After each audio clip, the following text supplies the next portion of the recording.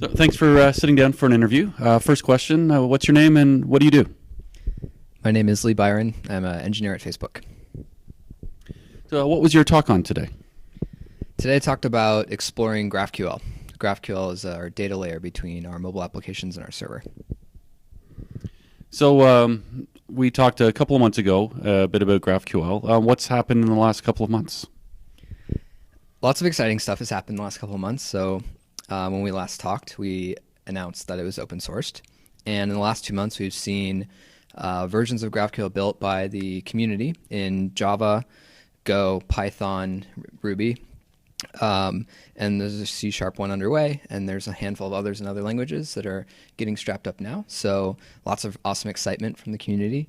And we've built and open sourced a handful of tools as well. So parser written in C++ that you can use in anything that can speak C++, as well as GraphQL, which we actually launched today, which is our in-browser IDE that we use at Facebook with GraphQL.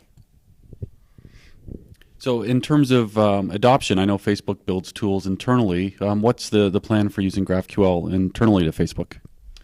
GraphQL is our bread and butter internally at Facebook, so all of our native applications use GraphQL. A lot of our web applications are starting to use it as well, thanks to Relay.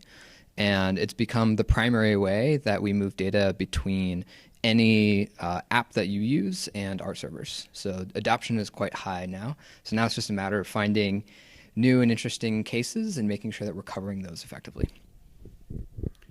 So one thing that I've noticed is that when you're building sort of really modern web applications that are front end with React or Angular or Ember, or building mobile apps, the API experience is very similar.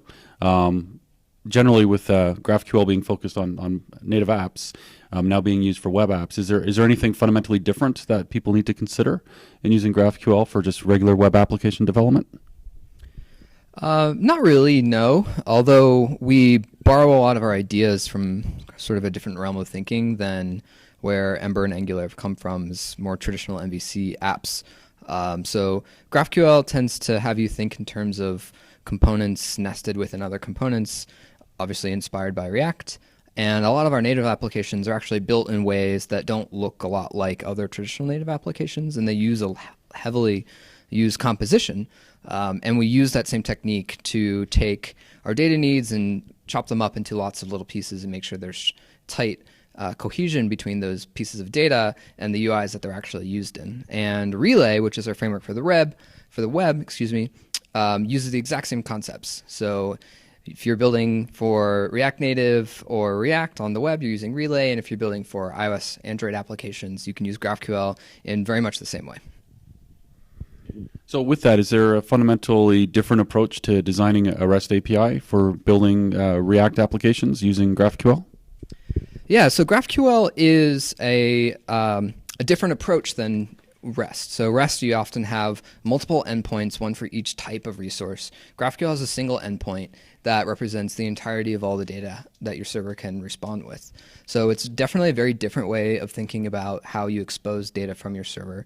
And it challenges a lot of the current best practices that we have with REST. We hope for the better.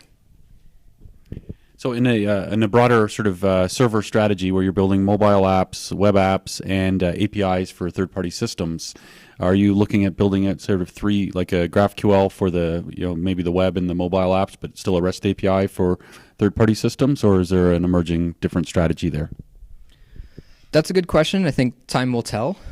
We have a really interesting REST API at Facebook, which is kind of a hybrid. It does a little bit of something that is an older version of GraphQL that we built a couple of years ago that we now actually use for our external REST APIs via the Graph API.